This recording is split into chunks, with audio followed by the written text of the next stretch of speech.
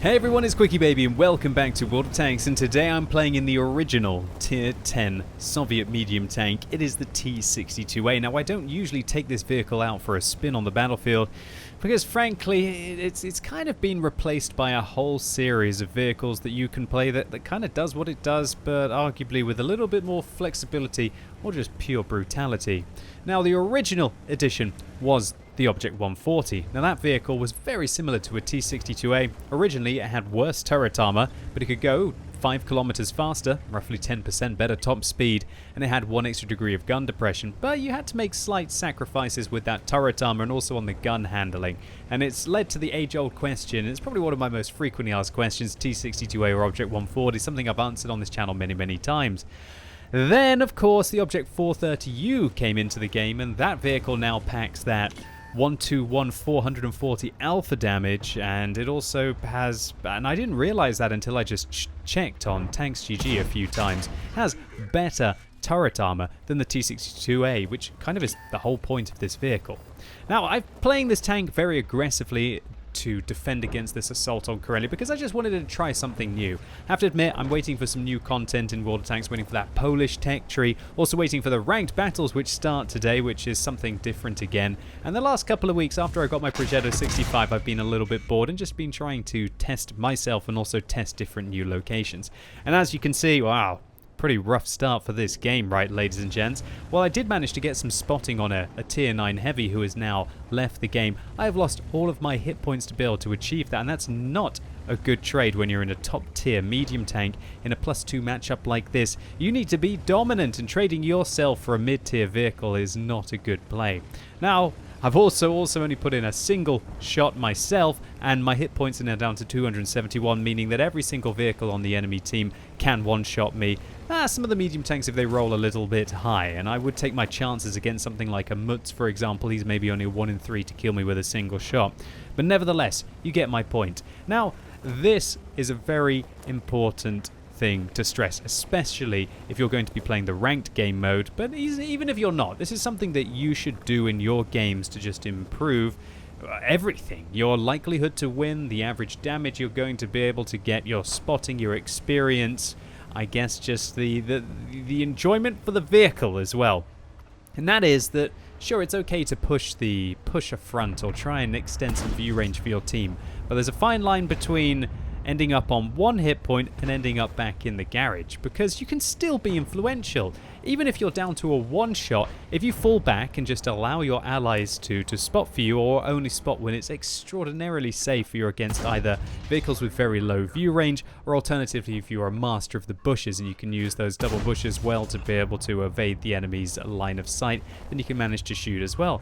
And remember that until that last hit point is taken away from you, unless you, for example, have lost your ammo rack, or you've lost some of your crew members, or you've got a damaged gun, your vehicle is just as dangerous as a tank that's on 100% hit points, at least until those hit points are taken away from you. Now, of course, when you're low on hit points, that means that you can no longer risk getting spotted, but more importantly, it means that you should never really try and get into a fight where you know that you can't take that opponent out before he manages to shoot you, and most likely then send you back to the garage. And if you can do that, where you're just keeping yourself in the game and you're keeping your gun firing, you can actually just, as I mentioned, massively increase everything about your account, and especially your win ratio.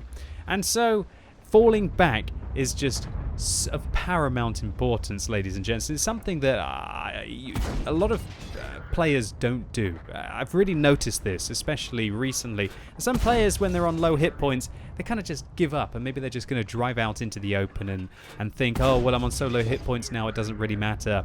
I'll just go play another tank in the garage, right? And sure, if you're in a tier 8 tank, or if you're in a bad matchup, or if you're in an extra slow vehicle, then maybe there's nothing more that you can do. But if you've got a little bit of a mobility, if you're in a faster heavy, a fast tank destroyer, in your medium tank or a light tank, you've got no excuses. Pull back and play the red line, because it's so easy to spot, well, not spot for yourself, it's so easy to put out lots of damage from the safety of the mid-range or long range. And this is kind of how you should play your lightly armored tanks, right? how you should play your vehicles like the Charioteer. And we're putting in some significant shots here. We're already up now 1,500 damage from being a one-shot. Now we're going to finish off a Skoda T50.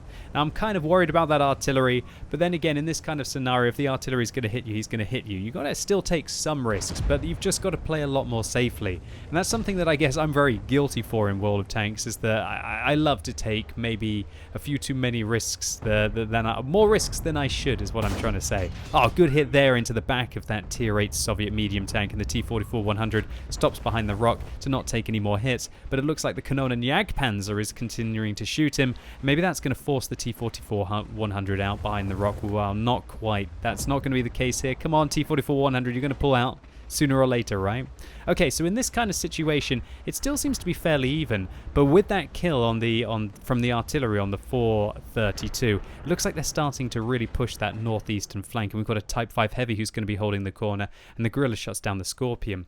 One of the most amazing things the enemy team have managed to achieve here is this T-62A's position here. If you can get a tank into this D4 area down here, it is of critical importance. Now, if you're playing a light tank and you're assaulting on Karelia, a couple of the things that I personally love to do is to make a beeline right across here early on in the game, or alternatively to make a beeline from here to this D4 area, because once you do get into this D4 area, you're just completely safe. You've got rocks to the left of you, rocks to the right of you that will protect you from shots to the left and the right, and you've got a lovely hold down location here to work your way up. You're going to be able to spot all tanks here, although tanks here are not going to be shot by vehicles here because they're too far away outside the render range, but of course your artillery can support you on this ridge line. So this position is just absolutely paramount. It's of paramount importance to winning the battle, and a good job by the T-62A on the enemy team to be able to take that. Looks like he's been far more influential than I am.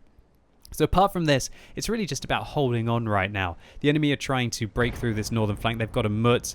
The FV4-005 just shuts down a Guerrilla. Wow, that must have been a big old hit there. I didn't quite see how many hit points that Guerrilla was on, but I think that might have been a one-shot possibly there for the Tier 10 British turreted tank destroyer. So again, of course, when you're on these low amount of hit points and you're not taking any risks, when we're defending against an assault right now, and whoa, that one was a good hit there. The T-44-100 comes around the corner. We managed to loop one round the back there to finish him off before he gets into position. That's great because he was going to proxy spot the Type 5 Heavy for the Panzer VII and so on and so forth. Panzer VII takes a swing at me. I'm just looking for that T-62A right now, and I think the enemies are realizing that it is time, gentlemen, please, as there are now 2 minutes and 20 seconds left on the game, so they want to try and push around that northeastern corner. Alright, that MUT still behind the rock, T-62A finally pushing, and this is where this vehicle hopefully is better than the 430U. If we're managing to squeeze out a second shot, it's better. No, it's not. And this is where alpha damage is king, and one of the reasons why the 430U seems to be just doing so darn well right now. Sure, this vehicle has a great rate of fire, firing over 9 rounds a minute with 320 alpha damage, but unless you can link in that last, well, that extra shell, then you're only doing 320 instead of doing 440. But of course, that's all situational, and the fact that the damage per minute of this vehicle is overall way higher than the 430U, then this tank is going to be able to cut through more situations. However, of course, the 430U does have the armor to be able to last long enough to get those shells in, so that's something to take into account.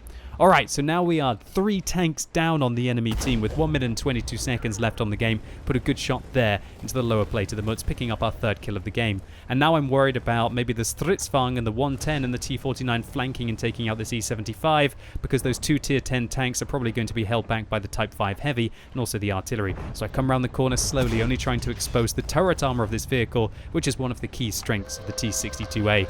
And now with the sirens going off, the enemy are undoubtedly going to have to play a lot more aggressively now, and there you go, right into the top turret of the not the T-110, it is just the regular 110, the Tier 8 Chinese heavy tank, and that has now evened things up. We're only down 1 vehicle. And I'm worried about this Stridsvagn coming in and maybe flanking the Type 5 Heavy. If he flanks the Type 5 Heavy, that's going to allow their Tier 10 vehicles to come in. And you know what? Hats off to this Stridsvagn 1030 for taking the risks at the end of the game. That's what you have to do to, you know, be able to win on these assault matches. Remember, we don't have to kill all of the enemy tanks right now. We're defending our cap circle.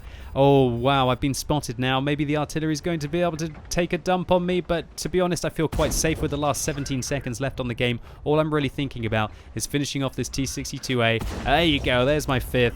nearly up to 4,000 damage now, and 3,700 of that has been on the same amount of hit points that I've had, and hopefully we can put a round into the weak point of the Panzer VII right at the back with the last second of the game. And there was the artillery shell. Oh my word. Talk about surviving this one by the skin of my teeth. The artillery eventually would have shut me down, but just a second too late, buddy. So we just managed to sneak in a Top Gun right at the end of the battle. We don't get a lot of experience, and you will not if you're not spotting for yourself. And as we can see, most of the damage that we dealt here was from over 300 meters, and I wasn't spotting for myself. We're only getting 50% of the XP. But nevertheless, I would argue if we had just given up and stayed at the front and accepted the mistake that we made and died there, then our team probably wouldn't have been able to get through this. And so the next time that you're in a battle and you've taken a load of hits, as long as you've still got one hit point left, if you can fall back, do so, as you've got to be in it to win it, and it will undoubtedly take your game to another level if you manage to implement it successfully. Anyway, ladies and gents, that's it for today. I hope you enjoyed this video. If you did, give it a thumbs up, but if you hated it, give it a thumbs down. And I'm gearing up to play Ranked Season 2 right now, and if you are too, then best of luck on the battlefield, and I'll try and get some highlights up from my first evening on the channel soon. And as always, thank you so much for watching. You've been epic, and hopefully I'll see you soon.